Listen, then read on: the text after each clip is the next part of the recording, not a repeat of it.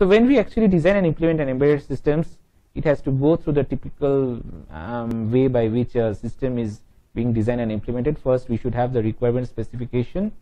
We should understand the requirements of the system and then prepare an unambiguous specification of it. Then we should do the architectural design and then translate it into the interconnection of components, and finally we shall do the system integration. So there are two approaches of design. One is the top-down approach and the other one is the bottom-up approach. In case of the top-down approach, we start with the most abstract level description and approach towards the most detailed form of description. In case of bottom-up design, we start with from the simple components, implement them, and then integrate the working of the simple components into the working of the whole system. The real practical designs actually make use of both the approaches, which gives us best results. At each level of abstraction, we must analyze the design to determine the characteristics of the current state of the design and refine the design to add details. And when we prepare the requirements, we have to repeatedly interview the customer to understand the requirements of the customer, and then in between our developments we can provide prototypes to the end user for their comments, which can serve as efficient feedback inputs which may be taken for further improvisation in the development. So if we categorize the total set of requirements, we will come across functional as well as non-functional requirements. In case of functional requirements, we are not concerned with the internal structural details of the system, but we basically look into the system as a process taking a certain input and producing a certain output. But that is also not sufficient, because we have to look into other aspects such as time needed to compute the output, size, weight, power consumption, reliability, and so on, which are the non-functional requirements of the system. So in this slide we can see our requirements form, which basically consists of the parameters as mentioned, and based on the requirements we basically prepare a detailed specification which consists of a precise definition of and description of the system.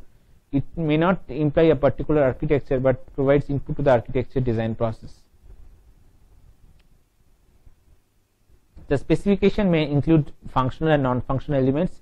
It may be executed or may be available in mathematical forms or proofs. So if you let us consider a type system, which is a global positioning system, to see how it is basically designed at an architectural level. So in the GPS system, the map data is obtained as input through an user interface, and there's an user interface through which the map is being taken, and then operations are required to satisfy the user request, and then there are background operations that are needed to keep the system running, and then it should provide the information to the end user after providing an appropriate level of rendering. So first you have to answer the question that what are the major components that go regarding the specification with respect to the hardware and software. So if we consider the basic block diagram of the system, you can see the basic components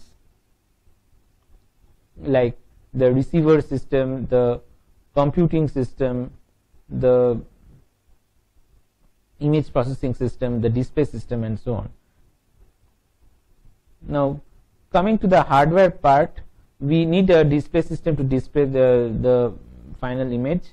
Then in order to do the display, we need information from a frame buffer. In order to get the information to compute on, we need a memory to store the information. So there are input and output interfaces to talk to the system, which basically makes up the hardware components of a system.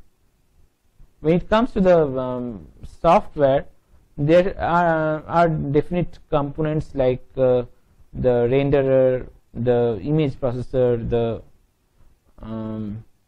decision maker, which basically computes on the image data and applies rendering to it, and then produces output after doing appropriate rendering.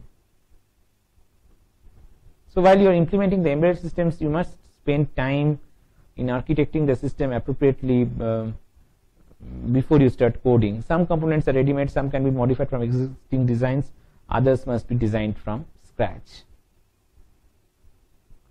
But when you are integrating the system, be sure to keep on checking for the bugs at each and every stage. If a bug is not catched on time, it can create a lot of problems at a later stage of the design process. In fact, catching a glitch in time saves 9.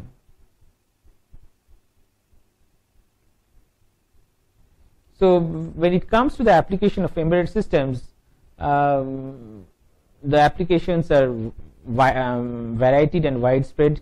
It ranges from medical applications to networking to office automation to industrial control to consumer electronics and whatnot. And all these applications have become a part and parcel of our everyday life now. To summarize, we can see embedded computers all around us. Many systems have complex embedded hardware and software. Embedded systems pose many design challenges like design time, deadlines, power dissipation, etc. So we have to adopt appropriate design methodologies to help us manage the design process. So this brings an end to this current lecture. Thank you.